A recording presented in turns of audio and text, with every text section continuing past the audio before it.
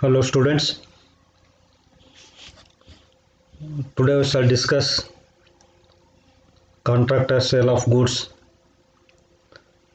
which is another important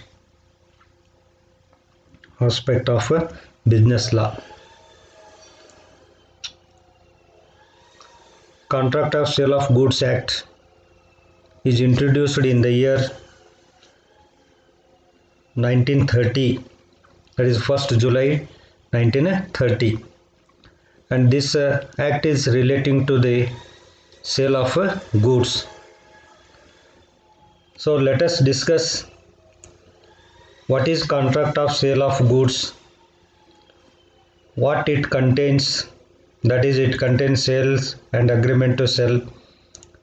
Then we have to study what is sale and what is agreement to sell, what are the characteristics of or essentials of the contract of sale of goods, and also the difference between sale and agreement to sell. These are all the aspects to be studied in this video. ವಿದ್ಯಾರ್ಥಿಗಳೇ, ಈ ವಿಡಿಯೋದಲ್ಲಿ ನಾವು ಇನ್ನೊಂದು ಹೊಸ ವಿಷಯವನ್ನು business ಲಾಗೆ ಸಂಬಂಧಪಟ್ಟಂಥ ಹೊಸ ವಿಷಯ ಅದು ಯಾವುದಂತಂದ್ರೆ contract of sale of goods act ಅಥವಾ contract of sale of goods ಅಂತೇಳಿ, ಸರಕು ವಿಕ್ರಯ ಶಾಸನ ಅಂಥೇಳಿ ಅಥವಾ ಸರಕು ಮಾರಾಟ ಶಾಸನ ಅಂಥೇಳಿ ಹೆಸರೇ ಸೂಚಿಸುವ ಹಾಗೆ ಇದು ಸರಕುಗಳ ಮಾರಾಟಕ್ಕೆ ಸಂಬಂಧಪಟ್ಟಂಥ ಶಾಸನ ಆಗಿದೆ. ಇದನ್ನು 1st ಜುಲೈ 1930ನಲ್ಲಿ ಇಂಟ್ರೊಡ್ಯೂಸ್ ಮಾಡಿದ್ದಾರೆ. ಹಾಗಾದರೆ ಈ ವಿಡಿಯೋದಲ್ಲಿ ನಾವು ತಿಳ್ಕೊಳ್ಬೇಕಾಗಿರೋದು ಸರಕು ಮಾರಾಟ ಒಪ್ಪಂದ ಎಂದರೇನು, ಸರಕು ಮಾರಾಟ ಒಪ್ಪಂದ ಯಾವ ಯಾವ ಅಂಶಗಳನ್ನು ಒಳಗೊಂಡಿರುತ್ತೆ, ಅಂದರೆ ಮಾರಾಟ ಮತ್ತು ಮಾರಾಟದ ಒಡಂಬಡಿಕೆ ಎರಡನ್ನೂ ಒಳಗೊಂಡಿರ್ತಕ್ಕಂಥದ್ದು ಸರಕು ಮಾರಾಟ ಒಪ್ಪಂದ ಅಂತ ಹೇಳ್ತೀವಿ. ಹಾಗಾದರೆ ಮಾರಾಟ ಅಂದ್ರೇನು, ಮಾರಾಟದ ಒಡಂಬಡಿಕೆ ಅಂದ್ರೇನು, ಹಾಗಾದರೆ ಮಾರಾಟ ಒಪ್ಪಂದದ ಲಕ್ಷಣಗಳು ಯಾವುವು, ಮಾರಾಟ ಮತ್ತು ಮಾರಾಟ ಒಡಂಬಡಿಕೆಯ ವ್ಯತ್ಯಾಸಗಳೇನು ಅನ್ನೋದನ್ನು ಇವತ್ತಿನ ಈ ವಿಡಿಯೋದಲ್ಲಿ ತಿಳ್ಕೊಳ್ಳಿಕ್ಕೆ ಪ್ರಯತ್ನ ಮಾಡೋಣಂತೆ. So let us see what is contract of sale of goods. It is a contract whereby the seller transfers or agrees to transfer the property in goods to the buyer for a price. So contract of sale of goods is equal to sale and agreement to sell, or contract of sale of goods includes sale and agreement to sell. So let us discuss what is sale. It means that contract of sale of goods itself indicates it is a contract relating to the sale of goods. Sale of goods in the sense that here the seller transfers or agrees to transfer the goods, property in the goods to the buyer for a price. So this contract is called as the contract of sale of goods. ಈ contract of sale of goods, ಮಾರಾಟ ಸರಕು ಮಾರಾಟ ಒಪ್ಪಂದ ಏನು ಒಳಗೊಂಡಿರುತ್ತೆ ಅಂತಂದರೆ ಇದು ಮಾರಾಟದ ಒಪ್ಪಂದ ಆಗಿದೆ. ಇದರಲ್ಲಿ ಮಾರಾಟಗಾರನು ಕೊಳ್ಳುವವನಿಗೆ ವಸ್ತುಗಳ ಮಾಲೀಕತ್ವವನ್ನು ಅಥವಾ ಸರಕುಗಳ ಮಾಲೀಕತ್ವವನ್ನು ವರ್ಗಾವಣೆ ಮಾಡ್ತಾನೆ ಅಥವಾ ವರ್ಗಾವಣೆ ಮಾಡಲಿಕ್ಕೆ ಒಪ್ಕೊಂಡಿರ್ತಾನೆ. ಸೊ ಸರಕುಗಳ ಮಾಲೀಕತ್ವವನ್ನು ವರ್ಗಾವಣೆ ಮಾಡ್ತಕ್ಕಂಥದ್ದು ಅಥವಾ ವರ್ಗಾವಣೆ ಮಾಡಲಿಕ್ಕೆ ಒಡಂಬಡಿಕೆಯನ್ನು ಮಾಡ್ಕೊಳ್ತಕ್ಕಂಥ ಒಪ್ಪಂದಕ್ಕೆ ನಾವು ಸರಕು ಮಾರಾಟ ಒಪ್ಪಂದ ಅಂಥೇಳಿ ಕರಿತೇವೆ. ಹಾಗಾದರೆ ಈ ಸರಕು ಮಾರಾಟ ಒಪ್ಪಂದ ಎರಡು ಅಂಶಗಳನ್ನು ಒಳಗೊಂಡಿರುತ್ತೆ. ಒಂದು ಮಾರಾಟ, ಇನ್ನೊಂದು ಮಾರಾಟದ ಒಡಂಬಡಿಕೆ.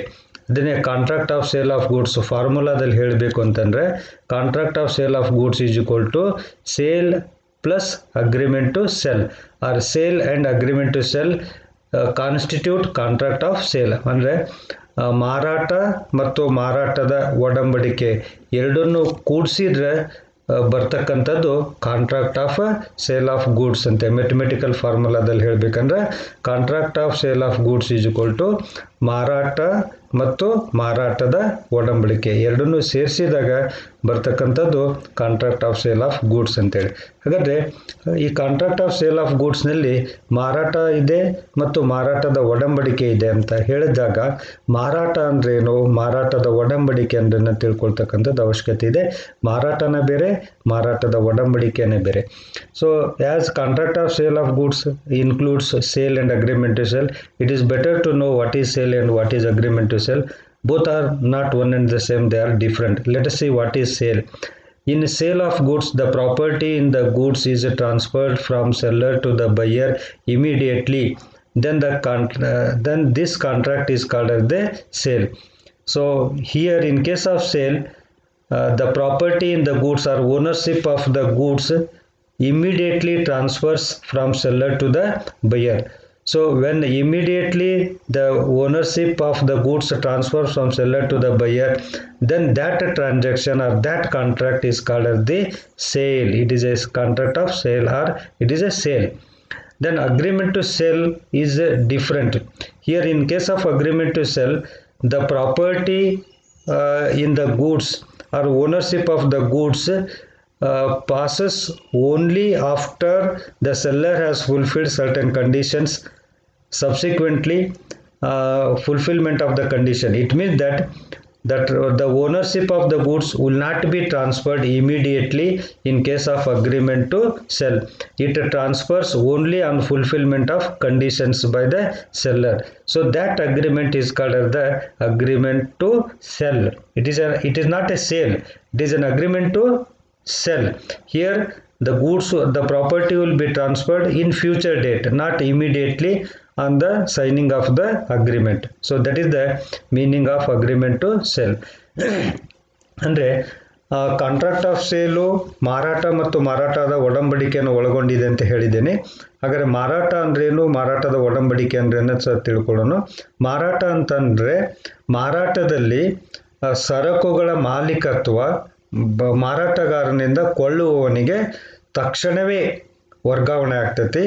ಯಾವಾಗ ವಸ್ತುಗಳನ್ನು ಮಾರಾಟ ಮಾಡ್ತಾನೋ ಆ ತಕ್ಷಣವೇ ಮಾರಾಟಗಾರ ಆ ವಸ್ತುಗಳ ಮೇಲಿನ ಮಾಲೀಕತ್ವವನ್ನು ಕಳ್ಕೊತಾನೆ. ಅಲ್ಲಿ ಬಯ್ಯರು ಅಥವಾ ಕೊಳ್ಳುವವನು ತನ್ನ ಮಾಲೀಕತ್ವವನ್ನು ಆ ಸರಕುಗಳ ಮೇಲೆ ಸ್ಥಾಪನೆ ಮಾಡ್ತಾನೆ. ಅಂದರೆ ಮಾರಾಟಗಾರನಿಂದ ಕೊಳ್ಳುವವನಿಗೆ ಮಾಲೀಕತ್ವ ತಕ್ಷಣವೇ, ಮಾರಾಟ ಆದ ತಕ್ಷಣವೇ ವರ್ಗಾವಣೆ ಆಗೋದಕ್ಕೆ ನಾವು ಮಾರಾಟ ಅಂತೇಳಿ ಕರಿತೇವೆ. ಈಗ ನೀವು ಒಂದು ಪೆನ್ನನ್ನು ಖರೀದಿ ಮಾಡಿದ್ರಿ ಅಂತಂದರೆ, ಪೆನ್ನನ್ನು ಖರೀದಿ ಅಥವಾ ಪೆನ್ನನ್ನು ಸೇಲ್ ಮಾಡಿದರೆ ತಕ್ಷಣವೇ ಸೆಲ್ಲರು ಆ ಪೆನ್ನಿನ ಮಾಲೀಕತ್ವವನ್ನು ಕಳ್ಕೊತಾನೆ. ಯಾರು ಕೊಂಡಿರ್ತಾರೋ ಪೆನ್ನನ್ನು ಅವರು ಅದರ ಮಾಲೀಕರಾಗ್ತಾರೆ ಇಮಿಡಿಯೇಟ್ ಆಗಿ ಅಂತೇಳಿ. ಅದು ಸೇಲ್ ಅಂತ ಕರೀತಾರೆ ಅದಕ್ಕೆ, ಅಥವಾ ಮಾರಾಟ ಅಂತ ಕರೀತಾರೆ. ದೆನ್ ಅಗ್ರಿಮೆಂಟ್ ಟು ಸೆಲ್, ಮಾರಾಟದ ಒಡಂಬಡಿಕೆ ಅಂತ ಕರೀತಾರೆ. ಮಾರಾಟದ ಒಡಂಬಡಿಕೆಯಲ್ಲಿ ಸರಕುಗಳ ಮೇಲಿನ ಮಾಲೀಕತ್ವ, ಸರಕು ಮಾರಾಟದ ಒಡಂಬಡಿಕೆಯನ್ನು ಒಪ್ಪಂದಕ್ಕೆ ಸಹಿ ಹಾಕ್ತಾರಲ್ಲೋ ಆ ಸಹಿ ಹಾಕಿದ ತಕ್ಷಣವೇ ಮಾಲೀಕತ್ವ ವರ್ಗಾವಣೆ ಆಗೋದಿಲ್ಲ. ಹಾಗಾದರೆ ಮಾಲೀಕತ್ವ, ಸರಕುಗಳ ಮೇಲಿನ ಮಾಲೀಕತ್ವ ತಕ್ಷಣವೇ ವರ್ಗಾವಣೆ ಆಗದೇ, ಯಾರಿಂದ ಸೆಲ್ಲರಿಂದ ಬಯ್ಯರಿಗೆ ತಕ್ಷಣವೇ ವರ್ಗಾವಣೆ ಆಗೋದಿಲ್ಲ. ಭವಿಷ್ಯದಲ್ಲಿ ವರ್ಗಾವಣೆ ಆಗ್ತೈತೆ ಅಥವಾ ಮುಂದಿನ ದಿನಗಳಲ್ಲಿ ವರ್ಗಾಯಿಸಲ್ಪಡುತ್ತೆ ಮಾಲೀಕತ್ವ. ಅಂಥ ಒಂದು ಒಡಂಬಡಿಕೆಗೆ ನಾವು ಮಾರಾಟದ ಒಡಂಬಡಿಕೆ ಅಂತ ಕರೀತಾರೆ. ಸೊ ಹಾಗಾದರೆ ಎರಡರಲ್ಲಿ ಡಿಫ್ರೆನ್ಸ್ ಏನಪ್ಪ ಅಂತಂದರೆ, ಉದಾಹರಣೆಗೆ ಮಾರಾಟದ ಒಡಂಬಡಿಕೆ ಅಂತಂದರೆ ಮಾರಾಟಗಾರನ ಹೇಳ್ತಾನೆ, ನಾನು ಮುಂದಿನ ತಿಂಗಳ 15ನೇ ತಾರೀಕಿಗೆ ವಸ್ತುಗಳನ್ನು ನಿಮಗೆ ಮಾರಾಟ ಮಾಡ್ತೇನೆ ಅಂತ ಹೇಳ್ತಾನೆ.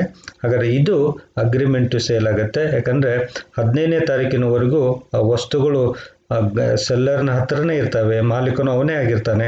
ಹಾಗಾದರೆ ಬಯ್ಯರಿಗೆ ಈ ವಸ್ತುಗಳ ಮಾಲೀಕತ್ವ ಯಾವಾಗ ವರ್ಗಾವಣೆ ಆಗುತ್ತೆ ಅಂತಂದರೆ 15ನೇ ತಾರೀಕಿನ ನಂತರ ವರ್ಗಾವಣೆ ಆಗುತ್ತೆ. ಇದು ಸರಕುಗಳ ಒಡಂಬಡಿಕೆ, ಸರಕುಗಳ ಮಾರಾಟದ ಒಡಂಬಡಿಕೆ ಅಂತ ಕರೀತಾರೆ. ಸೊ ಹಾಗಾದರೆ ಸರಕುಗಳ ಮಾರಾಟದ ಒಡಂಬಡಿಕೆಯಲ್ಲಿ ಸರಕುಗಳ ಮಾಲೀಕತ್ವ ತಕ್ಷಣವೇ ವರ್ಗಾವಣೆ ಆಗೋದಿಲ್ಲ. ಆದರೆ ಮಾರಾಟದಲ್ಲಿ ಸರಕುಗಳ ಮಾಲೀಕತ್ವ ಮಾರಾಟಗಾರನಿಂದ ಬಯ್ಯರಿಗೆ ತಕ್ಷಣವೇ ವರ್ಗಾವಣೆ ಆಗ್ತೈತೆ ಅಂತ ಹೇಳ್ಬೋದು. ಹೀಗೆ ಮಾರಾಟ ಮತ್ತು ಮಾರಾಟದ ಒಡಂಬಡಿಕೆಗಳನ್ನು ಈ ರೀತಿಯಾಗಿ ನಾವು ಅರ್ಥೈಸ್ಕೊಳ್ಬೋದು ಅಂತೇಳಿ. Let us see the essentials of the contract of sale. Contract of sale ಅಂದರೆ ನೆನ್ಪಿಟ್ಕೊಳ್ರಿ, ಈ ಕಾಂಟ್ರಾಕ್ಟ್ ಆಫ್ ಸೇಲ್ನಲ್ಲಿ ಸೇಲು ಇರುತ್ತೆ ಮತ್ತು ಅಗ್ರಿಮೆಂಟು ಸೇಲ್ ಇರುತ್ತೆ. It consists of sale and agreement to sell. Let us see the characteristics or features or essentials of the contract of sale. The first and foremost important essentials of contract of sale is that there must be at least two parties. As I have told you that when it is said as a contract, so when it is a contract there must be two parties. Not only there must be two parties, the parties must be competent to enter into contract. This is also very important. So there must be two parties and the parties must be competent is one of the important essential of the valid contract. ಅಂದರೆ ಇಬ್ಬರು ವ್ಯಕ್ತಿಗಳು ಇರಬೇಕು ಅಂತಕ್ಕಂಥದ್ದು ಒಂದು ಲಕ್ಷಣ. Contract of sale ಮಾರಾಟ ಒಪ್ಪಂದದ ಪ್ರಮುಖ ಲಕ್ಷಣ ಯಾವುದು ಅಂತಂದ್ರೆ ಇಬ್ಬರು ಕಕ್ಷಿಗಳು ಇರಬೇಕು. ಬರೀ ಇಬ್ಬರು ಕಕ್ಷಿಗಳು ಇರೋದಷ್ಟೇ ಅಲ್ಲ, ಆ ಇಬ್ಬರು ಕಕ್ಷಿಗಳು ಏನಾಗಿರ್ಬೇಕಂತಂದ್ರೆ ಒಪ್ಪಂದವನ್ನು ಮಾಡ್ಕೊಳ್ತಕ್ಕಂಥ ಅರ್ಹತೆಯನ್ನು ಹೊಂದಿರಬೇಕು. ಆ ಇಬ್ಬರು ಕಕ್ಷಿಗಳಿಗೆ ನಾವು ಸೆಲ್ಲರ್ ಆ್ಯಂಡ್ ಬೈಯರ್ ಅಂತಿದೆ. ಮಾರುವವನಿಗೆ ಸೆಲ್ಲರ್ ಅಂತ ಇರ್ತೀವಿ, ಕೊಳ್ಳುವವನಿಗೆ ಬೈಯರ್ ಅಂತ ಕರಿತೀವಿ. ಸೊ ಇಬ್ಬರು ಪಾರ್ಟಿ ಇರಬೇಕು. ಸೊ ಸೆಲ್ಲರ್ ಆ್ಯಂಡ್ ಬೈಯರ್ ಇಲ್ದಂಗೆ contract of sale of goods ಆಗಲಿಕ್ಕೆ ಸಾಧ್ಯ ಇಲ್ಲ. ಸೊ ಇದು ಪ್ರಮುಖವಾಗಿರ್ತಕ್ಕಂಥ ಮೊದಲನೇ ಒಂದು ಲಕ್ಷಣ. Then second characteristics of the contract of sale of goods is subject matter must be goods. It means that the central point of the contract of sale of goods is the goods. Goods are the central point of the contract of sale of goods. It means that there must be some goods, the property in which is or is to be transferred from seller to the buyer. The goods which form the subject matter must be movable. So without the goods we cannot enter into contract of sale. So if at all you are entering into the contract of sale, it means that you are transacting in goods. So the goods are the central point or attracting point of the contract of sale. ಅಂದರೆ ಎರಡನೇ ಲಕ್ಷಣ contract of sale ಅಂದರೆ ಮಾರಾಟ ಒಪ್ಪಂದದ ಎರಡನೇ ಲಕ್ಷಣ ಏನಂತಂದರೆ ವಿಷಯ ವಸ್ತು ಯಾವುದಾಗಿರ್ಬೇಕಂತಂದ್ರೆ ಸರಕುಗಳೇ ಈ ಮಾರಾಟ ಒಪ್ಪಂದದ ವಿಷಯ ವಸ್ತುಗಳಾಗಿರ್ತವೆ ಅಂತ ಹೇಳ್ಬೋದು, ಅಥವಾ ಕೇಂದ್ರ ಬಿಂದು ಆಗಿರುತ್ತೆ ಅಥವಾ ಕೇಂದ್ರ ವಸ್ತುಗಳಾಗಿರ್ತವೆ ಅಂತೇಳಿ ಹೇಳ್ಬೋದು. ಅಂದರೆ ಸರಕುಗಳಿಲ್ಲದೇ ನಾವು ಮಾರಾಟ ಒಪ್ಪಂದವನ್ನು ಮಾಡಿಕೊಳ್ಳಿಕ್ಕೆ ಬರೋದಿಲ್ಲ. ಅದರಿಂದ ಎರಡನೇ ಲಕ್ಷಣ ಏನಂತಂದರೆ ವಿಷಯ ವಸ್ತು ಅಥವಾ ಪ್ರಮುಖವಾಗಿರ್ತಕ್ಕಂಥದ್ದು ಈ ಕಾಂಟ್ರಾಕ್ಟ್ ಆಫ್ ಸೇಲ್ನಲ್ಲಿ ಸರಕುಗಳಿಲ್ಲದೇ ಮಾರಾಟದ ಒಪ್ಪಂದ ಅಸಾಧ್ಯ ಅಂತೇಳಿ ಹೇಳ್ಬೋದು. And then the third characteristics of the sale of contract of sale is the consideration, that is the price. Price is the another essential of the contract of sale. So price means, as we know, that it is a consideration payable by the buyer to the seller. So that consideration or price is another primary requisite of the contract of sale or essentials of the contract of sale. The consideration for the contract of sale called price, and it must be money. Where there is no consideration, it would be a gift. There is no contract of sale. Similarly, where the goods are sold for price which is to be paid partly in cash and partly in goods, then it is considered as a contract of sale. So it must be price. There must be price, and the price is nothing but it must be measured in terms of money. So another characteristics is the price, ಅಂದರೆ ಬೆಲೆ ಅಂಥೇಳಿ. ಮೂರನೇ ಒಂದು ಲಕ್ಷಣ ಯಾವುದಂತಂದರೆ ಬೆಲೆ ಅಂಥೇಳಿ. ಅಂದರೆ ಈ ಕಾಂಟ್ರಾಕ್ಟ್ ಆಫ್ ಸೇಲ್ ಆಫ್ ಗೂಡ್ಸ್ನಲ್ಲಿ ಪ್ರತಿಫಲ ಇರಲೇಬೇಕು. ಆ ಪ್ರತಿಫಲ ಬೆಲೆಗಳ ರೂಪದಲ್ಲಿರುತ್ತೆ ಅಥವಾ ಹಣದ ರೂಪದಲ್ಲಿರುತ್ತೆ ಅಂತೇಳಿ. ಸೊ ವಸ್ತುಗಳಿಗೆ ಬೆಲೆಯನ್ನು ನಿಗದಿಪಡಿಸ್ತಾರೆ, ಆ ಬೆಲೆಗಳ ಆಧಾರದ ಮೇಲೆ ಒಪ್ಪಂದವನ್ನು ಮಾಡ್ಕೊತಾರೆ ಅಂತೇಳಿ ಹೇಳ್ಬೋದು. ಸೊ ನಾಲ್ಕನೇದು the fourth essentials of the contract of sale is transfer of general property. So there must be a transfer of general property from buyer to the seller. ಹಾಗಾದರೆ ಯಾತಕ್ಕಾಗಿ ಈ ಕಾಂಟ್ರಾಕ್ಟ್ ಆಫ್ ಸೇಲ್ ಅಥವಾ ಮಾರಾಟ ಒಪ್ಪಂದ ಅಥವಾ ಒಡಂಬಡಿಕೆ ಮಾಡ್ಕೊಳ್ತಾರೆ ಅಂತಂದರೆ ವಸ್ತುಗಳ ಮಾಲೀಕತ್ವವನ್ನು ವರ್ಗಾವಣೆ ಮಾಡ್ತಕ್ಕಂಥದ್ದು. ಸೊ ಹಾಗಾದರೆ ವಸ್ತುಗಳ ಮಾಲೀಕತ್ವದ ವರ್ಗಾವಣೆಯು ಸಹಿತ ಒಂದು ಪ್ರಮುಖ ಲಕ್ಷಣವಾಗಿದೆ ಮಾರಾಟ ಒಪ್ಪಂದದ್ದು ಅಂತೇಳಿ ಹೇಳ್ಬೋದು. Then absolute or qualified. A contract of sale may be absolute or conditional. ಅದು ಕರಾರಾತ್ಮಕವಾಗಿರ್ಬೋದು ಅಥವಾ ಅಬ್ಸಲ್ಯೂಟ್ ಆಗಿರ್ಬೋದು ಅಥವಾ ಕ್ವಾಲಿಫೈಡ್ ಆಗಿರ್ಬೋದು ಅಂತೇಳಿ ಇನ್ನೊಂದು 5ನೇ ಲಕ್ಷಣ. Next it should possess all the essentials of valid contract. Then contract of sale, if it is to be enforceable in the court of law, so it should possess all the essentials of valid contract. You are already knowing about the essentials of valid contract, that is a offer and acceptance and competent parties consideration, free consent. These are all the essentials of the valid contract, and these essentials of valid contract must be possessed by the contract of sale of goods. This is also another essential of the valid contract of sale of goods.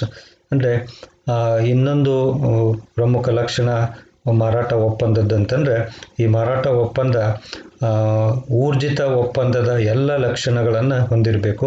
ಈಗಾಗಲೇ ನಾವು ನೋಡಿದ್ದೀವಿ ಊರ್ಜಿತ ಒಪ್ಪಂದದ ಲಕ್ಷಣಗಳು ಯಾವುವು ಅಂತಂದರೆ ಮುಕ್ತ ಸಮ್ಮತಿ ಇರಬೇಕು, ಯೋಗ್ಯ ಪ್ರತಿಫಲ ಇರಬೇಕು, ಅನಂತರ ಯೋಗ್ಯ ಪ್ರಸ್ತಾಪ ಇರಬೇಕು, ಯೋಗ್ಯ ಸ್ವೀಕೃತಿ ಇರಬೇಕು ಮತ್ತು ಅರ್ಹ ವ್ಯಕ್ತಿಗಳಾಗಿರಬೇಕು. ಇವೆಲ್ಲ ಊರ್ಜಿತ ಒಪ್ಪಂದದ ಲಕ್ಷಣಗಳು ಅಥವಾ ನ್ಯಾಯಸಮ್ಮತ ಒಪ್ಪಂದದ ಲಕ್ಷಣಗಳು.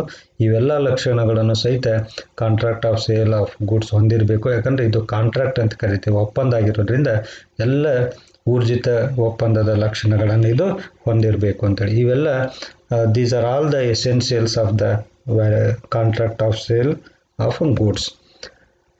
Then let us see the difference between sale and agreement to sell. As I have told you that contract of sale of goods includes sale and agreement to sell. ಮಾರಾಟ ಮತ್ತು ಮಾರಾಟದ ಒಡಂಬಡಿಕೆಗಳನ್ನು ಒಳಗೊಂಡಿರ್ತಕ್ಕಂಥದ್ದು ಕಾಂಟ್ರಾಕ್ಟ್ ಆಫ್ ಸೇಲ್, ಮಾರಾಟ ಒಪ್ಪಂದ. ಮಾರಾಟ ಒಪ್ಪಂದ ಬೇರೆ, ಮಾರಾಟದ ಒಡಂಬಡಿಕೆ ಬೇರೆ.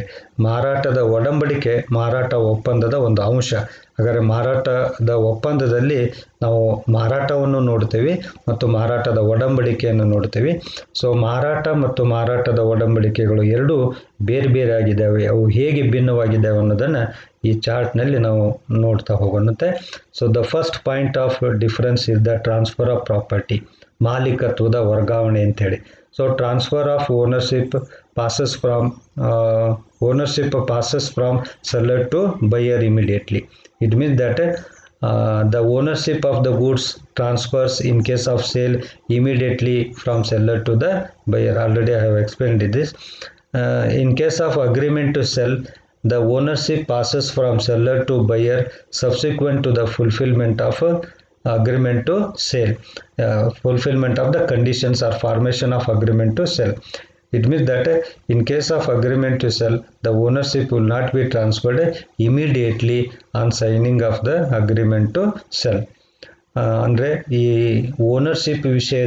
ಓನರ್ಶಿಪ್ಪಿನ ವರ್ಗಾವಣೆ ವಿಷಯದಲ್ಲಿ ನಾವು ಎರಡನ್ನೂ ಬೇರೆ ಬೇರೆಯಾಗಿ ನೋಡ್ಬೋದು. ಹಾಗಾದರೆ ಮಾರಾಟದಲ್ಲಿ ಸರಕುಗಳ ಮಾಲೀಕತ್ವ ಮಾರಾಟಗಾರನಿಂದ ಖರೀದಿದಾರನಿಗೆ ತಕ್ಷಣವೇ ವರ್ಗಾವಣೆ ಹೊಂದೈತೆ ಅಂತ ಹೇಳ್ಬೋದು.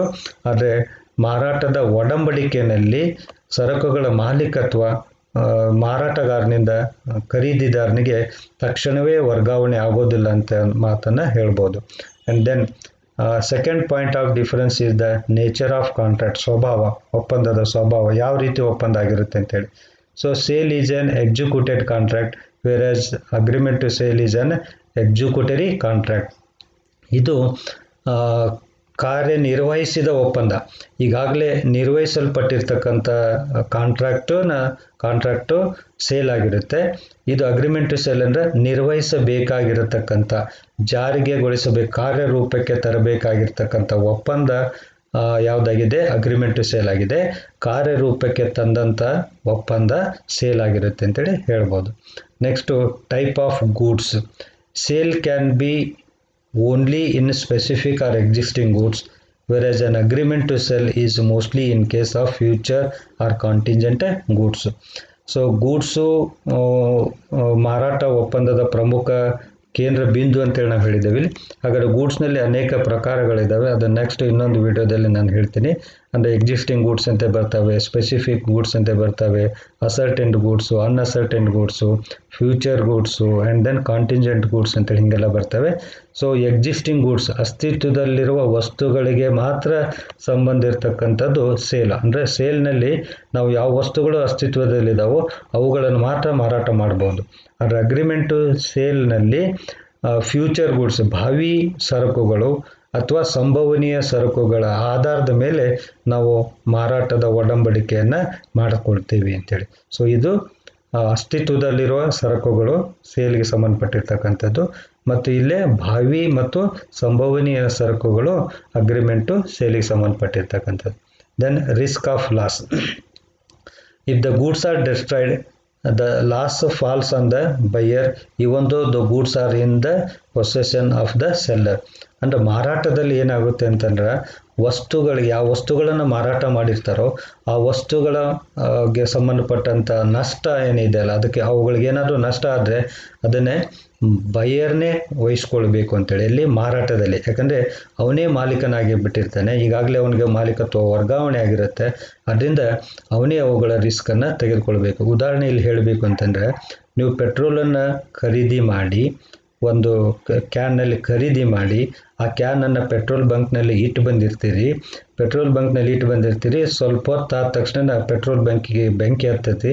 ಆ ಪೆಟ್ರೋಲ್ ಬಂಕಿಗೆ ಬೆಂಕಿ ಹತ್ತೈತೆ ಅಂದರೆ ನಿಮ್ಮ ಕ್ಯಾನು ಸುಟ್ಟು ಹೋಗಿರ್ತೈತಿ.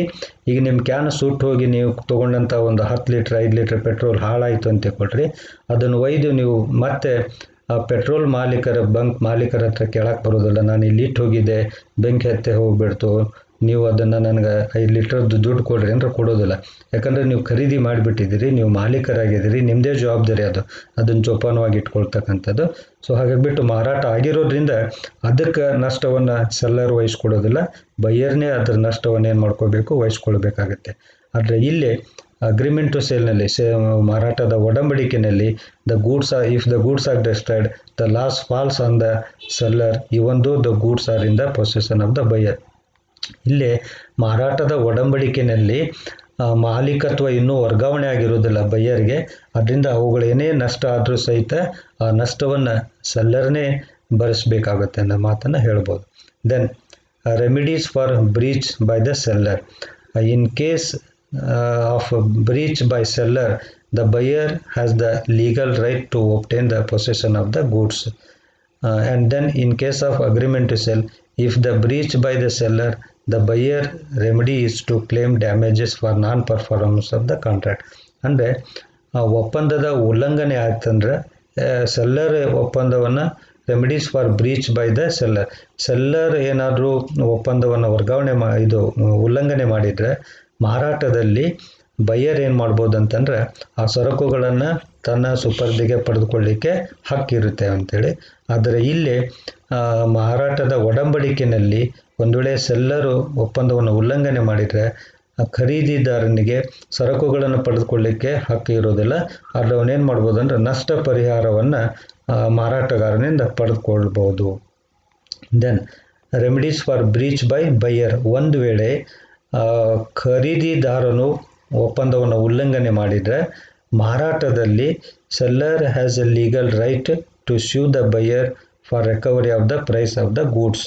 ಅಂದರೆ ಖರೀದಿದಾರನಿಂದ ಬೆಲೆಯನ್ನು ರಿಕವರಿ ಮಾಡಿಕೊಳ್ಳಿಕ್ಕೆ, ವಸೂಲಿ ಮಾಡಲಿಕ್ಕೆ ಹಕ್ಕಿದೆ ಯಾರಿಗೆ, ಸೆಲ್ಲರ್ಗೆ.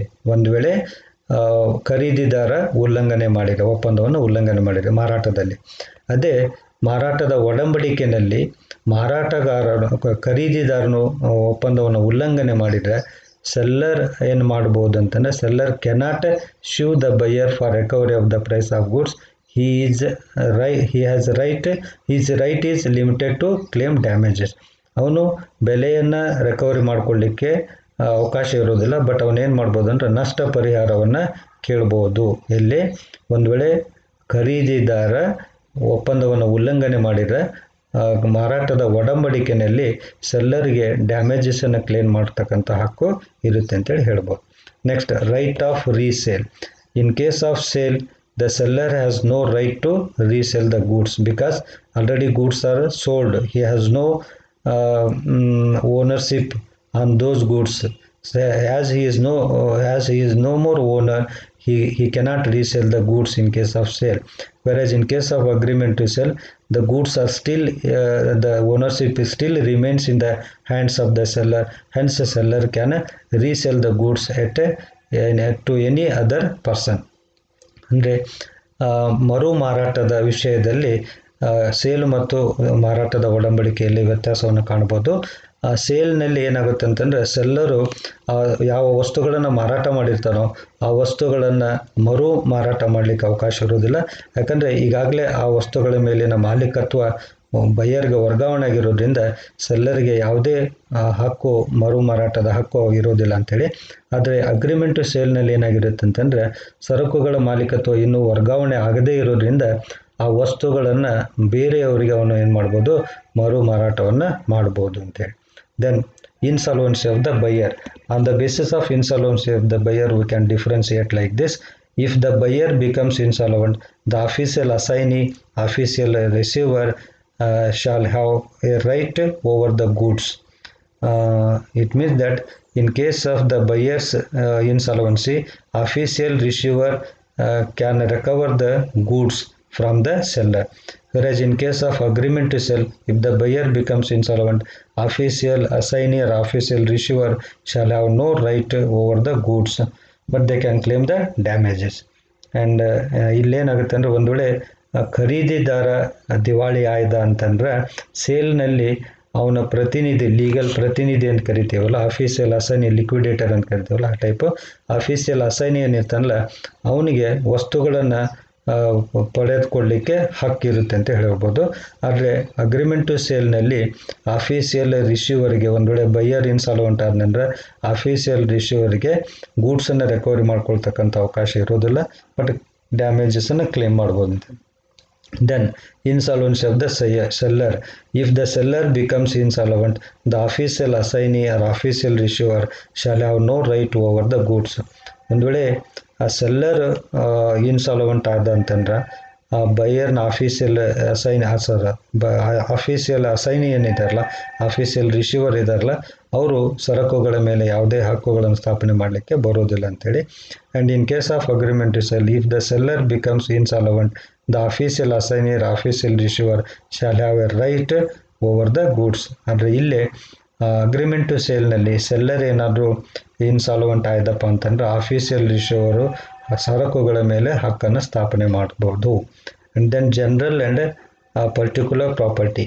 A sale is a contract plus conveyance and it gives a right to the buyer to enjoy the goods. Whereas in case of agreement to sell, an agreement to sell is merely a contract, pure and simple, and it gives, so it is a simple and pure contract. So these are all the differences between sale and agreement to sale. ಇದನ್ನೇ ಕನ್ನಡದಲ್ಲಿ ಸರಕು ವಿಕ್ರಯ ಶಾಸನ ಅಂತೇಳಿ ನಿಮಗೆ ಟೆಕ್ಸ್ಟ್ಗೋಸ್ಕರ notes ಮಾಡ್ಕೊಳ್ಳಿಕ್ಕೋಸ್ಕರ ಇಲ್ಲೇ ಹೇಳ್ತಾ ಇದ್ದೇನೆ. ಬೇಗ ಈಗಾಗಲೇ ಎಕ್ಸ್ಪ್ಲೇನ್ ಮಾಡಿದ್ದೀನಿ. ಸರಕು ವಿಕ್ರಯ ಶಾಸನ 1930ರಲ್ಲಿ ಜಾರಿಗೆ ಬಂದಿದೆ. ಈ ಶಾಸನವು ಸರಕು ವಿಕ್ರಯಕ್ಕೆ ಸಂಬಂಧಿಸಿದಾಗಿದೆ. ಈ ಸರಕು ವಿಕ್ರಯ ಒಪ್ಪಂದ ಮಾರಾಟ ಮತ್ತು ಮಾರಾಟದ ಒಡಂಬಡಿಕೆಗಳನ್ನು ಒಳಗೊಂಡಿವೆ ಅಂತ ಹೇಳ್ಬೋದು. ಮಾರಾಟದಲ್ಲಿ ಸರಕುಗಳ ಮಾಲೀಕತ್ವ ತಕ್ಷಣವೇ ಖರೀದಿದಾರನಿಗೆ ವರ್ಗಾಯಿಸಲ್ಪಡುತ್ತದೆ. ಮಾರಾಟದ ಒಡಂಬಡಿಕೆಯಲ್ಲಿ ಸರಕುಗಳಿನ ಮಾಲೀಕತ್ವ ಖರೀದಿದಾರನಿಗೆ ತಕ್ಷಣ ವರ್ಗಾವಣೆ ಆಗದೆ ಮುಂದಿನ ದಿನಗಳಲ್ಲಿ ಕೆಲವೊಂದು ಷರತ್ತುಗಳನ್ನು ಪೂರೈಸಿದ ನಂತರ ವರ್ಗಾವಣೆಗೊಳ್ಳುವುದಕ್ಕೆ ಮಾರಾಟದ ಒಡಂಬಡಿಕೆ ಅಂತ ಕರೀತಾರೆ ಅಂತ ಹೇಳ್ಬೋದು. ದೆನ್ ಮಾರಾಟ ಅಂತಂದರೆ ತಕ್ಷಣವೇ ವರ್ಗಾವಣೆ ಆಗೋದು. ಮಾರಾಟದ ಒಡಂಬಡಿಕೆಯಲ್ಲಿ ಮಾಲೀಕತ್ವ ತಕ್ಷಣ ವರ್ಗಾವಣೆ ಆಗೋದಿಲ್ಲಂತೆ. ದೆನ್ ಮಾರಾಟ ಮತ್ತು ವಿಕ್ರಯ ಒಪ್ಪಂದದ ಲಕ್ಷಣಗಳು, ಕಾಂಟ್ರಾಕ್ಟ್ ಆಫ್ ಸೇಲಿನ ಲಕ್ಷಣಗಳು. ಇಬ್ಬರು ಕಕ್ಷಿಗಳು ಇರಬೇಕು. ಮಾರಾಟ ಒಪ್ಪಂದ ಅಂತಂದಮೇಲೆ ಇಬ್ಬರು ಕಕ್ಷಿಗಳು ಇರಬೇಕು. ಬರೀ ಇಬ್ಬರು ಕಕ್ಷಿಗಳಲ್ಲ, ಇಬ್ಬರು ಕಕ್ಷಿಗಳು ಅರ್ಹ ವ್ಯಕ್ತಿಗಳಾಗಿರಬೇಕು. ಇಬ್ಬರು ಹುಚ್ಚರಾಗಿದ್ರು ಅಂತಂದ್ರೆ ಮಾರಾಟದ ಒಪ್ಪಂದವನ್ನು ಮಾಡಿಕೊಳ್ಳಿಕ್ಕೆ ಬರೋದಿಲ್ಲ. ಇಬ್ಬರು ಅದಾರ ಅಂದ ತಕ್ಷಣ ಅದು ಸ್ವೀಕಾರ ಆಗಲ್ಲ. ಇಬ್ಬರು ವ್ಯಕ್ತಿಗಳು ಏನಾಗಿರ್ಬೇಕಂದ್ರೆ ಒಪ್ಪಂದ ಮಾಡಿಕೊಳ್ಳಿಕ್ಕೆ ಅರ್ಹತೆಯನ್ನು ಹೊಂದಿರಬೇಕು. ನೆಕ್ಸ್ಟು ಮಾರಾಟ ಒಪ್ಪಂದದ ಅಥವಾ ವಿಕ್ರಯ ಒಪ್ಪಂದದ ಇನ್ನೊಂದು ಪ್ರಮುಖ ಲಕ್ಷಣ ಯಾವುದಂದ್ರೆ ಸರಕುಗಳು. ಸೊ ಹಾಗಾದರೆ ಈ ವಿಕ್ರಯ ಒಪ್ಪಂದದ ಕೇಂದ್ರ ಬಿಂದು ಸರಕುಗಳಾಗಿರುತ್ತವೆ ಅಂತ ಹೇಳೋದು. ನೆಕ್ಸ್ಟು ಸ್ವಾಮಿತ್ವ ಮಾಲೀಕತ್ವದ ವರ್ಗಾವಣೆ. ಕೇವಲ ಸರಕುಗಳು ಮಾರುವವನಿಂದ ಕೊಳ್ಳುವವನಿಗೆ ವರ್ಗಾವಣೆ ಆಗುವುದಷ್ಟೇ ಅಲ್ಲ, ಅವುಗಳ ಸ್ವಾಮಿತ್ವವು ವರ್ಗಾವಣೆ ಆಗ್ತಕ್ಕಂಥದ್ದು ಈ ಮಾರಾಟ ಒಪ್ಪಂದದ ಲಕ್ಷಣ ಅಂತೇಳಿ ಹೇಳ್ಬೋದು. ನೆಕ್ಸ್ಟ್ ಬೆಲೆ. ಸರಕುಗಳನ್ನು ಹಣದ ರೂಪದ ಮೌಲ್ಯದಲ್ಲಿ ಮಾರಾಟ ಮಾಡಲಾಗುತ್ತದೆ. ಸರಕುಗಳ ಮೌಲ್ಯಕ್ಕೆ ಬೆಲೆ ಎನ್ನುತ್ತಾರೆ. ಸೊ ಸರಕುಗಳ ಬೆಲೆ ವಾಟ್ ಈಸ್ ಪ್ರೈಸ್ ಅಂತ ಕೇಳಿದರೆ ಸರಕುಗಳ ಮೌಲ್ಯಕ್ಕೆ ಬೆಲೆ ಎನ್ನುತ್ತಾರೆ. ಸೊ ಸರಕುಗಳಿಗೆ ವಿನಿಮಯ ಮಾಡಿದರೆ ಅದು ಮಾರಾಟವಾಗುವುದಿಲ್ಲ. When the goods are exchanged for goods, then it will not be considered as a sale. So if it is to be sold for price. ಯೋಗ್ಯ ಒಪ್ಪಂದದ ಎಲ್ಲ ಅವಶ್ಯಕ ಅಂಶಗಳನ್ನು ಹೊಂದಿರಬೇಕು. ಕೊನೆಯದಾಗಿ ಈ ಮಾರಾಟ ಒಪ್ಪಂದ ಯೋಗ್ಯ ಒಪ್ಪಂದದ ಎಲ್ಲ ಲಕ್ಷಣಗಳನ್ನು ಹೊಂದಿರಬೇಕು. ಯೋಗ್ಯ ಒಪ್ಪಂದದ ಲಕ್ಷಣಗಳು ಯಾವ ಅನ್ನೋದನ್ನು ನಾವು ಈಗಾಗಲೇ ನೋಡಿದ್ದೇವೆ. ನೆಕ್ಸ್ಟು ಮಾರಾಟ ಮತ್ತು ಮಾರಾಟ ಒಡಂಬಡಿಕೆಯ ವ್ಯತ್ಯಾಸಗಳು ಈ ರೀತಿಯಾಗಿದ್ದಾವೆ. ಸ್ವಾಮಿತ್ವದ ವರ್ಗಾವಣೆ. ಮಾರಾಟದಲ್ಲಿ ಸ್ವಾಮಿತ್ವದ ವರ್ಗಾವಣೆ ತಕ್ಷಣವೇ ವರ್ಗಾವಣೆ ಆಗ್ತೈತಿ. ಇದು ತಕ್ಷಣವೇ ವರ್ಗಾವಣೆ ಆಗೋದಿಲ್ಲ. ನೆಕ್ಸ್ಟ್ ಒಪ್ಪಂದದ ಸ್ವರೂಪ. ಕಾರ್ಯಗತಗೊಂಡ ಅಥವಾ ಕಾರ್ಯಾಚರಣೆಗೊಳಪಟ್ಟ ಒಪ್ಪಂದ ಆಗಿರ್ತೈತಿ ಮಾರಾಟ.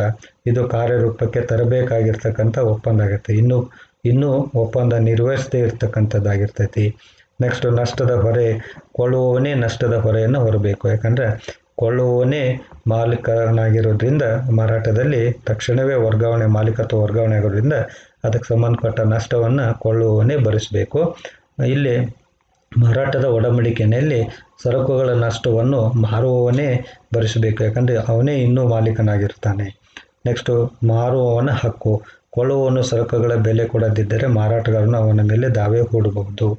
ದೆನ್ ಮಾರಾಟದ ಒಡಂಬಡಿಕೆ. ಕೊಳ್ಳುವವನು ಬೆಲೆ ಕೊಡದಿದ್ದರೆ ಮಾರಾಟಗಾರನು ಕೇವಲ ನಷ್ಟ ಪರಿಹಾರಕ್ಕೆ ದಾವೆ ಹೂಡಬಹುದು. ದೆನ್ ಕೊಳ್ಳುವವನ ಹಕ್ಕು. ದೆನ್ ಮಾರಾಟಗಾರನು ಸರಕುಗಳನ್ನು ಒಪ್ಪಿಸದಿದ್ದರೆ ಕೊಳ್ಳುವವನು ಮಾರಾಟಗಾರನ ಮೇಲೆ ದಾವೆ ಹೂಡಬಹುದು. ಇಲ್ಲೇ ಕೊಳ್ಳುವವನು ಏನು ಮಾಡ್ಬೋದು ಅಂತೇಳಿ, ಒಂದೇಳೆ ಮಾರಾಟಗಾರನು ತಪ್ಪಿದರೆ ಸರಕುಗಳನ್ನು ಕೊಡದಿದ್ದರೆ ಏನು ಮಾಡ್ಬೋದು ಅಂತೇಳಿ ಇಲ್ಲೇ ಕೊಳ್ಳುವವನು ಹಕ್ಕು ಏನಂತೇಳಿ, ಕೊಳ್ಳುವವನ ರೈಟ್ ಏನಂತೇಳಿ. ಸೊ ಮಾರಾಟಗಾರನು ಸರಕುಗಳನ್ನು ಒಪ್ಪಿಸದಿದ್ದರೆ ಕೊಳ್ಳುವವನು ಮಾರಾಟಗಾರ ಮೇಲೆ ದಾವೆ ಹೂಡಬಹುದು. ಇಲ್ಲಿ ಮಾರಾಟಗಾರನು ಸರಕುಗಳನ್ನು ಒಪ್ಪಿಸದಿದ್ದರೆ ಕೇವಲ ನಷ್ಟ ಪರಿಹಾರಕ್ಕಾಗಿ ಕೊಳ್ಳುವವನು ದಾವೆ ಹೂಡಬಹುದು ಹೊರತು ಸರಕುಗಳನ್ನು ಪಡೆದುಕೊಳ್ಳಲಿಕ್ಕೆ ಅವನಿಗೆ ಅವಕಾಶ ಇರುವುದಿಲ್ಲ ಅಂತೇಳಿ. ನೆಕ್ಸ್ಟ್ ಮರು ಮಾರಾಟದ ವಿಷಯದಲ್ಲಿ ಮಾರಿದ ಸರಕುಗಳನ್ನು ಮರು ಮಾರಾಟ ಮಾಡಲು ಮಾರುವವನಿಗೆ ಅವಕಾಶ ಇರುವುದಿಲ್ಲ. ಯಾಕಂದರೆ ಈಗಾಗಲೇ ಮಾಲೀಕತ್ವ ವರ್ಗಾವಣೆ ಆಗಿರ್ತೈತಿ. ಯಾರಿಗೆ ಮಾಲೀಕತ್ವ ಇರೋದಿಲ್ಲ ಅವರು ಸರಕುಗಳನ್ನು ಮಾರಾಟ ಮಾಡಲಿಕ್ಕೆ ಅವಕಾಶ ಇರೋದು, ಮರು ಮಾರಾಟ ಮಾಡಲಿಕ್ಕೆ ಅವಕಾಶ ಇರೋದಿಲ್ಲಂತೆ. ಆದರೆ ಇಲ್ಲೇ ಮಾರಾಟದ ಒಡಂಬಡಿಕೆಯಲ್ಲಿ ಇನ್ನೂ ಮಾರಾಟಗಾರನೇ ಸರಕುಗಳ ಮಾಲೀಕನಾಗಿರೋದ್ರಿಂದ ಮಾರಾಟಗಾರನು ಸರಕುಗಳನ್ನು ಮರು ಮಾರಾಟ ಮಾಡಬಹುದು ಅಂತೇಳಿ. ನೆಕ್ಸ್ಟ್ ಕೊಳ್ಳುವವನು ದಿವಾಳಿಯಾದರೆ. ಕೊಳ್ಳುವವನು ಸರಕುಗಳ ಬೆಲೆಯನ್ನು ಪಾವತಿ ಮಾಡುವ ಮೊದಲೇ ದಿವಾಳಿಯಾದರೆ ಸರಕುಗಳನ್ನು ಆಸ್ತಿ ನಿರ್ವಾಹಕ ಅಧಿಕಾರಿಗೆ ವಹಿಸಿಕೊಡಬೇಕಾಗುತ್ತದೆ. ದೆನ್ ಇಲ್ಲೇ ಮಾರಾಟದ ಒಡಂಬಡಿಕೆಯಲ್ಲಿ ಕೊಳ್ಳುವವನು ಸರಕುಗಳ ಬೆಲೆಯನ್ನು ಪಾವತಿ ಮಾಡುವ ಮೊದಲೇ ದಿವಾಳಿಯಾದರೆ ಮಾರುವವನ ಆಸ್ತಿ ನಿರ್ವಾಹಕನ ಅಧಿಕಾರಿಯಿಂದ ಬೆಲೆಯನ್ನು ಪಡೆದು ಸರಕುಗಳನ್ನು ನೀಡಬಹುದು.